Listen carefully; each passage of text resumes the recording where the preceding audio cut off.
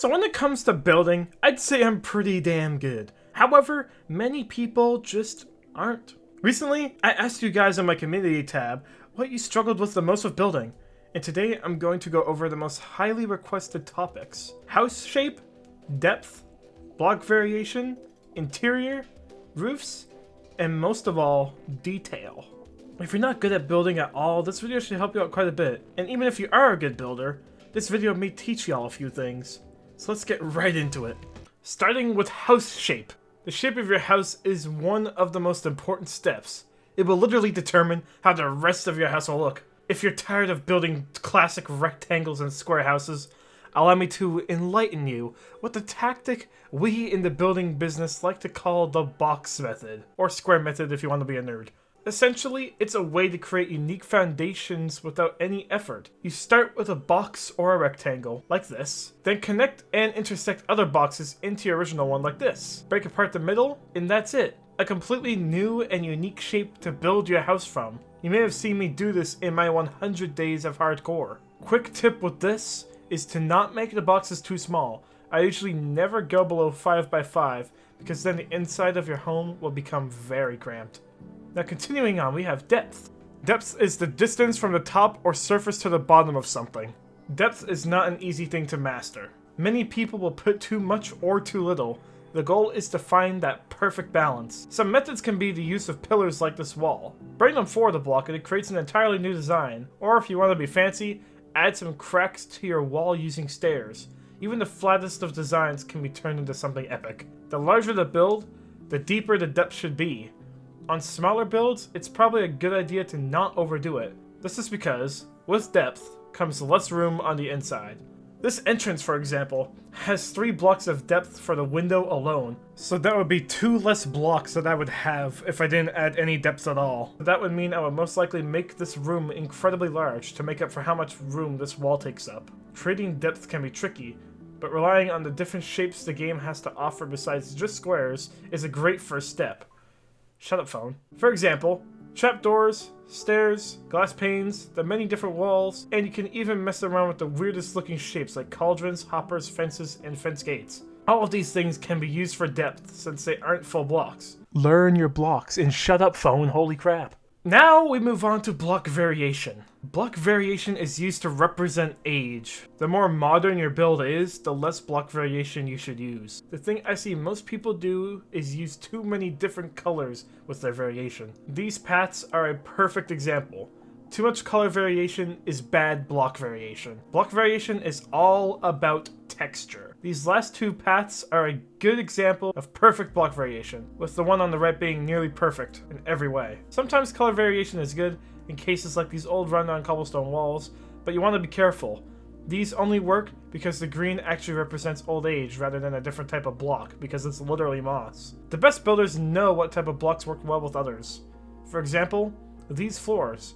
Many of you may not have even noticed it or have seen this texture before, but it is simply the bottom side of a barrel. And these sideways oak textures are actually the top of beehives. Block variation appears in many places. It is used in trees with different types of leaves, on roofs with similar color of blocks, and of course, walls. Walls of castles, walls of towers, walls of walls. Even the dead coral blocks can look good here. To get better at block variation, be sure to remember that it's about texture, not color. Try your best not to vary the color too much, and become more familiar with the blocks in the game. I'm gonna literally say this every time, learn your blocks. Now moving on to interior. Interior is the general term for anything inside your home. A very common mistake is how people build their rooms. I'm not talking about the shape, I'm talking about the blocks you use. Don't ever use the same block for the floor, wall, and ceiling, and don't ever use the same block for just the floor and ceiling either. Use different blocks for all 3. It may take longer to collect different blocks in survival mode, but who wants to look at this? From this angle, you're legit living in a cardboard box. If you're in a room right now, take a moment to look at it. Unless you're in a dormitory or a concrete bunker, I'll bet that your floor, walls, and ceiling are all different colors. Different blocks on floor can also separate rooms, so don't be afraid to mix up your blocks. For decoration, apply something anywhere that is too spacious. Does that corner look too empty? Add a flower pot. Does that wall look bland? Painting! Does this carpet look too boring? Add some depth. Once again, Knowing your blocks is very important. If you're stuck for designs, there's absolutely nothing wrong with using Google to help you out. Or TikTok. Not everyone can come up with designs from their own brain. Interior design is the most searched up topic for Minecraft building. Even I still need TikTok's help every now and then. The next most searched up topic for building is roofing.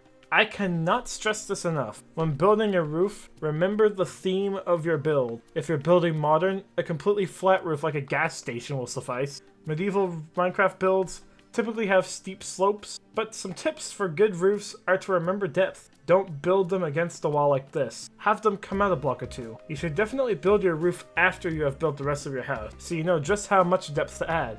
Roofs are actually quite hard to explain, but if you're struggling, just do the simple A-frame like this. I find most people struggle with stair placement on roofs, and how to get them to face the correct way.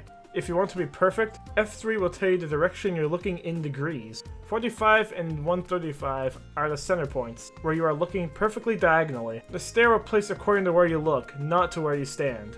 More advanced roofs, like the top of watchtowers and castles, require perfect knowledge of stair placement. After using F3 for a while, you'll be able to simply eyeball your placements without the use of degrees. Now, the next major thing is detail. Detail encompasses many things. Block variation, depth, exterior and interior decoration are all examples of detail. However, the best detail comes from your knowledge of the blocks at your disposal. Learn your Minecraft blocks, goddammit. Ponds can either look bland or absolutely incredible, and trees can be turned into the most beautiful part of your world.